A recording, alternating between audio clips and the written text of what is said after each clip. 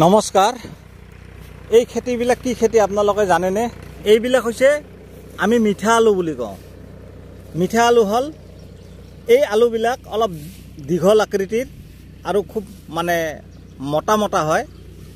এই আলুবিলাক পানীত বইল কৰি খাব লাগে আৰু আলুবোৰ খুব মিঠা। এই চাওক, এই আলুবোৰ কিন্তু এই মাটিৰ তলত হয়। এই আলুবোৰ মাটিৰ তলত হয়। এইবিলাক যিমান দেখিছে এইবিলাক মানে মিঠা আলুৰ খেতি।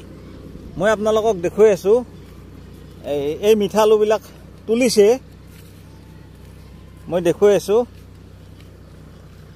এই মিঠা আলুবিলাক তুলিছে আৰু এই আলুবিলাক আপোনালোকে চাওক, মই দেখুৱাই আছোঁ।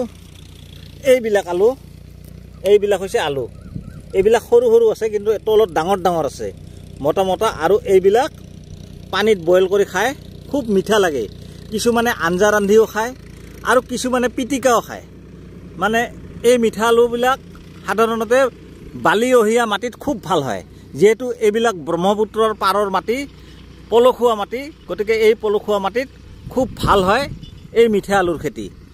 কিন্তু এই মিঠা আলু খেতি আগৰ তুলনাত বহুত মানুহে অলপ কমকৈ কৰা হৈছে। কাৰণ কিয়?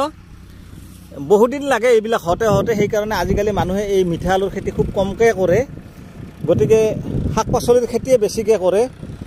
গতিকে আপোনালোকক মই দেখুৱাই আছোঁ, এইবিলাক গোটেইবিলাক হৈছে মিঠা আলুৰ খেতি। সেইটো ব্ৰহ্মপুত্ৰ নদীৰ পাৰ আৰু এই ব্ৰহ্মপুত্ৰ নদীৰ পলসুৱা মাটিত এই মিঠা আলুৰ খেতি কৃষকসকলে কৰে। আমাৰ অঞ্চলৰ কৃষকসকলে এই মিঠা আলুৰ খেতিবিলাক কৰে। গতিকে এই মিঠা আলু বজাৰত নিলেও এটা ভাল উপযুক্ত বজাৰো পায়, যিহেতু কেঁচা সামগ্ৰী ওজনত কমকৈ উঠে, সেইকাৰণে লাভৱান হ'ব পাৰি। আৰু মিঠা আলুত খৰচ কম, তেনেকৈ মানে ঔষধ স্প্ৰে কৰিব নালাগে। গতিকে বহুত খৰচ কম, কিন্তু আলুটো খাই ভাল লাগে। মাজে মাজে আমাৰ অঞ্চলত কিছুমান খেতিয়কে এই মিঠা আলুৰ খেতিবিলাক কৰে। আৰু এই মিঠা আলুবিলাক কেনেকৈ ৰুৱে, ইয়াৰ বীজ নে কি ৰুব লাগে, মই আপোনালোকক সেইটো কওঁ।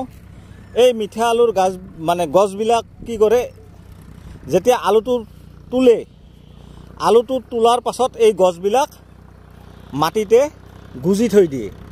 খুব ঠাণ্ডা ঠাইত মানে গছবিলাক গুজি থৈ দিয়ে। গছবিলাক যেতিয়া গুজি থৈ দিয়ে, লাহে লাহে তাৰ পৰা আকৌ পোখা ওলাই সেইবিলাক পুলি হয়। আৰু সেই পুলিবোৰ তেতিয়া কি কৰে, ৰোপণ কৰে। কেতিয়া ৰোপণ কৰে? ঠিক নৱেম্বৰ ডিচেম্বৰ মাহত খেতিয়কসকলে ৰোপণ কৰে। আৰু এই সময়ত লাহে লাহে এইবিলাক তুলি বজাৰত লৈ যাব। দেখিছে কি সুন্দৰ মিঠা আলুৰ খেতি। গতিকে বন্ধুসকল, এই মিঠা আলুৰ খেতিৰ ভিডিঅ'টো চাই আপোনালোকে কেনেকুৱা পালে মোৰ কমেণ্ট বক্সত জনাব। ধন্যবাদ।